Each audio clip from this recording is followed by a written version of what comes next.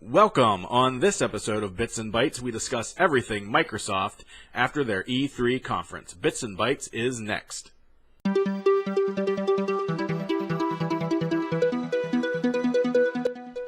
What's up, everyone? I'm Jeff Shelley. You can reach me on Twitter at Sky_Striker. You can also check out our Bits and Bytes YouTube channel as well as Twitch. Today we are breaking down the Microsoft conference, but before we do, we have some Assassin's Creed Origins news. After a series of leaks, Assassin's Creed Origins has finally officially been revealed. The game will take place in Egypt and feature a new protagonist. We got a bow that has a super high rate of fire, and we have a bow that is the equivalent. 27th, 2017. This game was like massively leaked. I mean, they had Target pre-order cards, T-shirts, everything. It's no surprise. It's been sort of rumored that it would be coming out in the fall, so no shock there. So now that we got that out of the way, let's get into what Microsoft showed us today. So we're going to take a look here and see what Microsoft showed off for their E3 conference. First of all, they started with the Xbox Scorpio. Finally has an official name. The Scorpio will now be called the Xbox One X and will launch worldwide on November 7th at a price of $499. Microsoft also announced that the Xbox One S will be receiving a price cut and will now be selling for $249 and will even come with a free game. The price drop is, however, only temporary. I think they did this before with the Xbox 360 and announced like a temporary price cut, only then to make it permanent later on. So that could be the case here, but just in case, if you really want the deal, it only lasts till June 17th. So if you want to get it, the faster you act, the better chance you have of getting one of these consoles at $249. There's a myriad of games. I think Battlefield 1 was one of the titles you could get with it. So there are a lot of options as to what games you could bundle in with that Xbox One for the price of $249. So you would have to look into that and see what other games are available for it. But they do give you a lot of options as to what you could bundle in there. So during the conference, Microsoft showed several games. I'm going to go down the list and then unpack the ones I find most interesting. Many of the games announced will have HDR and 4K enhancements. And here's the list of games dubbed Xbox One exclusives. These are the ones that they had the Xbox One exclusive like on the logo before the trailer. I don't know. They do this a lot, and it's hard to tell because sometimes they dub stuff exclusive, but it's only like a timed exclusive, and so you never can quite tell if it's like honest to God, like straight up going to be exclusive to Xbox One forever or not. So these are hard to tell. These are the ones that are dubbed exclusive, so take that for what it is. So they have the Darwin Project.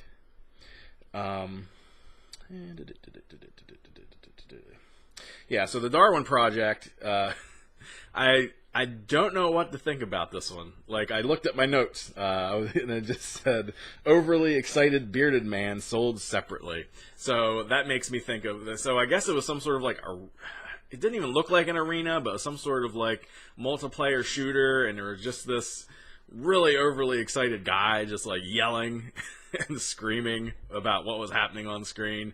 And then it just sort of went away and just brought up Project Darwin. Yeah, it looked okay, I guess. Not much to go on, really.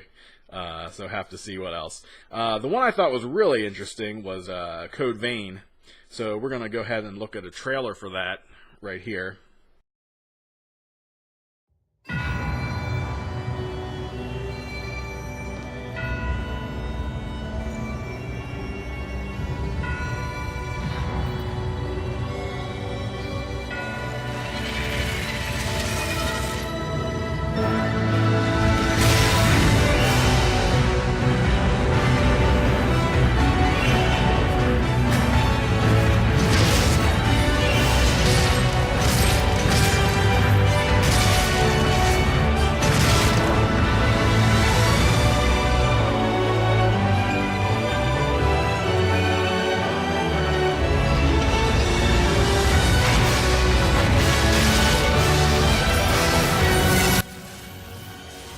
So, as you can see, based on the trailer that we just played, Code Vein evokes a lot of Bloodborne. It does have a very Japanese anime style to it as well. It is scheduled to be coming in 2018 from Bandai Namco. I'm pretty excited for this game. Like, it seems uncharacteristically, it seems more in line with a PlayStation game than what it has in line with an Xbox game. So that makes it pretty excited. Like, I haven't really seen them do a whole lot of Japanese style games since the launch of the Xbox 360, where it sort of like with Blue Dragon and whatnot, they sort of just tried and failed and then just gave up on that section and became like your bro first-person shooter company. So I'm really excited for Code Vein, and I'm looking forward to seeing what that's more about. Like, it definitely, some of the combat looked very Bloodborne, Dark Souls-esque, so that gets me very excited, and I'm digging the art style. So hopefully we'll get to see more of that as the show goes on here, and just try to figure out exactly what we're getting into here. But based on the combat, it looks sort of slow and methodical. But yeah, I really dig the art style they have for it. Very Japanese anime art style. Really digging that. So that's like my big one out of this list that I really like a lot. The other ones were The Last Night, The Artful Escape, and Ashen. Ashen looked pretty cool. I'm not 100% sold on the art style yet. They sort of look like those wooden modeling dummies, like with no expression on their face and no facial features whatsoever. So I'm not entirely sold on it. The gameplay looked cool. Like, there's a lot of like striking and then rolling and dodging. But I'm gonna have to see more to be sold on it. And this is just like, a cursory first look of this game, and just the art style is not speaking to me. I mean, maybe the gameplay will pick up for that. Oops, I bumped my mic. Maybe the gameplay will pick up on that, so we will see. The next list of games are listed as ID Xbox games. We have Osiris New Dawn, Raiders of the Broken Planet, Unruly Heroes, Path of Exile, Battle Right, Surviving Mars, Fable Fortune, Observer, Robocraft Infinity, Dunk Lords, Minion Masters Forced to Duel, Brawl Out, Ooblets, Dark and Light, Strange Brigade, River Bond, Hello Neighbor, Shift, and Conan Exiles. So yeah, long list of games. They sort of just ran them all off in a pretty big sizzle reel, which made it kind of hard to like keep up with what you were seeing. I didn't even know this till like I went to a list. Like, I'm trying to jot stuff down as it's coming through, and I think I lost one or two in the shuffle, so I had to like go online and like look at what the full list was. But yeah, a lot of good games, some games that have been released on other platforms, but still really cool. Like a really good list of games. That's one thing I can say about the conference as a whole, is they had a really good list of games, and it was like, they had to take time to deal with the Xbox Scorpio. That's like the elephant in the room right now. But after they got through that, and a lot of the technical specifications and all that, they really hit it with the games, and just how they just rolled them off one after the other and kept it going. We also got this cool demo for Sea of Thieves. I haven't been sold on Sea of Thieves the last few presentations that I've seen it at, but this one looked really cool. Like, it definitely gave me that cool, like, pirate vibe. Like, I really could see me playing this with my friends and stuff. It had the cursed treasure in it. There was even one where you're underwater and you find a treasure chest. The cursed treasure is really cool. Like, you follow this map that has like a riddle on it, and you follow the clues to where you find the treasure. Then you and your buddy dig it up. Just as you do, you realize the treasure's cursed, and like these skeletons come to life, and you're like scrambling to get out of the cave. And then you're on the shore. Your one buddy that's still on the boat fires a cannonball, blows a bunch of skeletons up. You're fighting your way across shore to reach that boat. Once you do, you can take that legendary chest that you had just earned and then take it to a trading post to sell.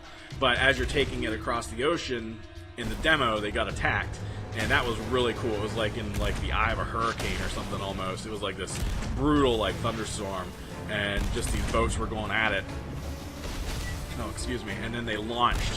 One of the other players got launched over onto the enemy's boat, and started like fighting them one-on-one to basically take that boat over. Well, he didn't really take it over because he like jumped off at the end, but I mean basically just to eliminate the people on that boat. And yeah, that looked really cool. But just hitting all those strides back to back to back was really neat. And I did not think a lot of this game going in, and it actually got me pretty hyped for it. So Sea of Thieves, really impressive showing from this E3 show. We then got Tacoma from Fulbright, which will be out August 2nd. Super Lucky's Tale, which is a very cool mascot platformer. That'll be out November 7th, 2017. I really dig the demo for this. I like my mascot platformers from like back in the SNES days, with Bubsy, who we got coming back now. And, the Mario one, Sonic, like all these just like animal character platforming games. Looked like a lot of fun. Had a very like old school, like Rare style to it. Just in the character design and how everybody looked. I think most of the characters are speaking like a gibberish style language as well. It looked really cool. I think Lucky's Tale was originally an Oculus demo game. I think it originally came with Oculus. So I'm not quite sure what the difference between that title and this Super Lucky's Tale is. I'm not sure if this is a more complete experience. I'd guess it would be since it has the word super in front of it. But again, that's just me shooting off the cuff here on that one. So after that, we got a cool trailer for Life is Strange Before the Storm. This was like, as I'm watching the trailer, I'm like, please be Life is Strange. Please be Life is Strange. It just looked like Life is Strange. I really like Life is Strange. I'm really excited for this game. Here's the trailer. Go ahead and check it out and see what you think.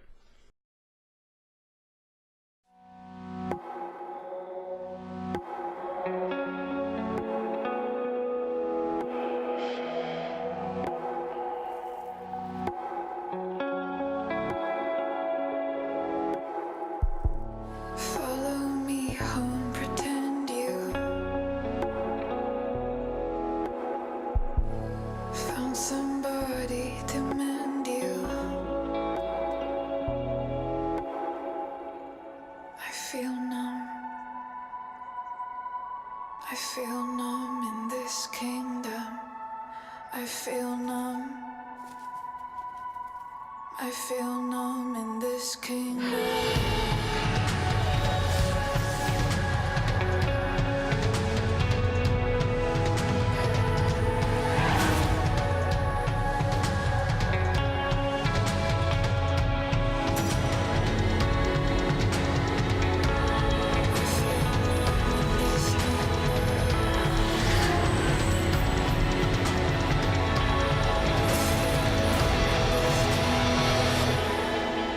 Rachel?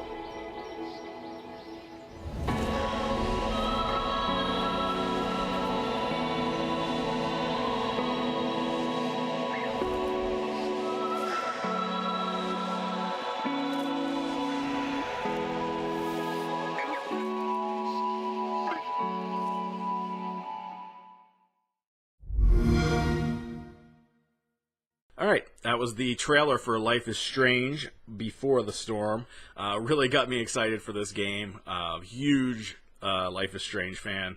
Really dug that game. Like, it struck like this 90s TV scratch for me. Like, it felt like these old TVs you see in the 90s. Not the old TVs, but old TV shows that you would watch in the 90s. And it just really felt like that, and like this teen drama, and really good game, so I can't wait for that one.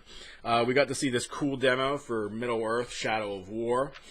During the demo, you got to see him like overtake this orc enforcer. Basically just this big burly like brute of an orc. You got to see how that would work, and recruiting him then into the army of the Bright Lord, as they're calling him. Just really neat demo. Didn't really show me anything like, oh my god, surprising, that I haven't seen yet. Like, I think they opened with sort of showing like, so basically after he overtakes the orc and they form an army, then there's like, oh, there's this fortress over here, so let's go take that fortress out. And so we already saw a demo showing them take out a fortress before, but just yeah, I'm really excited for this game. Like, love the original. Thought it had a really good mix of like Assassin's Creed elements, the Batman Arkham sort of fighting style to it. Really excited for this game, especially now with how you have to overtake these fortresses. I think adds a big strategic element to it. And plus, I love the Nemesis system. It looks even better here, just the banter between the orcs and the player. The guy he took over, just some of the comments he was making about like popping heads off, and I thought it was really well done. Really looking forward to that. We got to look at Ori and the Will of the Wisps. Cuphead finally gets a release date of September 29th. They played like a little trailer of it. If you guys have been following Microsoft, you know what Cuphead is. We're not going to get into it here, but really good. Crackdown got a release date after a very odd Terry Crews opening sequence where he was screaming and yelling and shooting guns and talking about leveling up your boom. But the trailer they showed off was really good. It's coming this fall on November 7th of 2017. So that was about it for the games. All the games look really good. Crackdown 3 sort of appeals to me. It sort of strikes like an Infamous chord a little bit. I feel like it's sort of their version of Infamous. So pretty excited about that. The Terry Crews intro was a little strange. I guess he's a character in the game. I'm not 100%. It sort of seemed like that's what it was. Yeah, I'm guessing that's what it was. So then, big news. Microsoft has done it again. They're going to be bringing the original Xbox games to Xbox One, where you can play them just like you have the 360 games for a while. This is just really cool. The only title they really announced so far was Crimson Skies, which I really like. Me and my buddies used to play Crimson Skies back in the day a lot online. But I'm really interested to see what Sony does. Really interested, because Xbox is just killing it with this backwards compatibility. And Sony just seems unwilling to do it. Like, I know why. They have their online game rental service that they've been touting and running for a while, but Xbox just started one of those as well, but they're still willing to do the backwards compatibility. I mean, Sony, being that they're in the spot that they're in, are less willing to please the consumers with offering these little niche things for us. But at the same time, when Microsoft is doing this again and again, like first it's like, okay, you want your Xbox 360 games on Xbox One? Here you go. Now it's like, oh, you want your OG Xbox games on your Xbox One? Well, here you go again. And, I know they did an interview. I can't really quite quote the guy. I can't remember his name, but he basically says, oh, for PlayStation, this is one of the most requested features, but we just find that people don't use it a lot. And while that could be true, it still is like something on a list of pros and cons when you're going down. It's like, well, I got this huge Xbox 360 library. If I go to the new console, I won't lose it.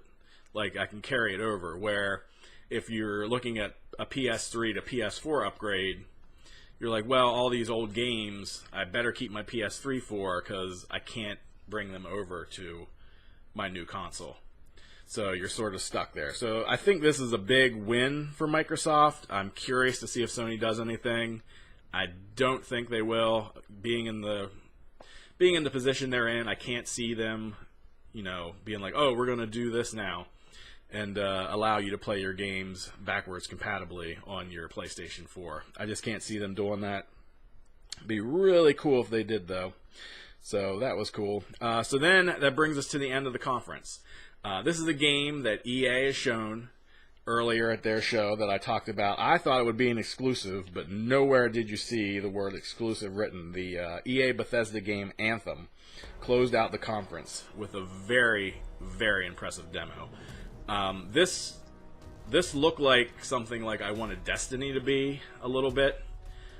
Just looked really cool.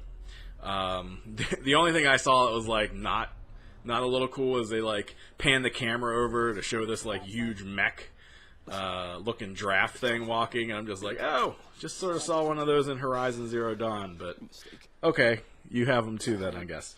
But the cool thing is you're playing as these characters called freelancers. And what these freelancers do is they go out beyond the wall into the, I guess savage land you could call it. That's not what they call it, but we'll just call it that for argument's sake. And they, basically kill monsters and get loot and run missions and do all sorts of stuff in these cool mech suits called javelins. And these suits look really cool.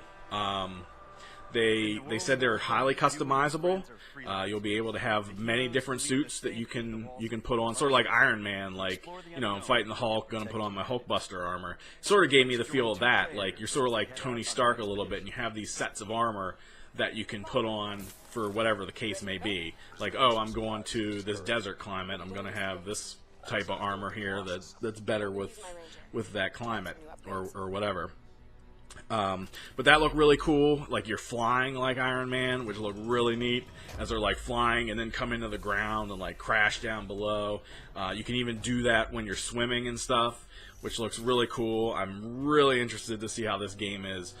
During the demo, they had like people talking to each other. And even that didn't sound like the usual cheesy, like, oh, gonna grind for some XP, why don't you go around back and blah, blah, blah. Like, it actually sounded really neat. It didn't sound over cheesy dialogue at all. The game is scheduled to be released in 2018. It has these cool real-world events. Not real-world events, but world events that they call Shaper Storms. Which looked kind of cool. It sort of looked like this big electric eye lightning ball thing, and then like at the end of the demo they just sort of all fly into it, and then it just turns white, so it doesn't really show you exactly what it is, but it sort of reminds me of like Destiny has these big world events where something happens and you and all your team can go and fight and grind for loot. During the demo the guy got like a legendary rifle of some sort, which looked really cool. I'm really excited for this game. Really excited. I thought it looked really cool. Like the facial animation they had on the intro guy when he was talking to you looked really good. I think they were running it on the Xbox One X, so I'm a little curious what the hit's gonna be, like moving it to like a standard Xbox One S or a PlayStation 4, just to see what the difference is. I'm sort of curious to see if one maybe...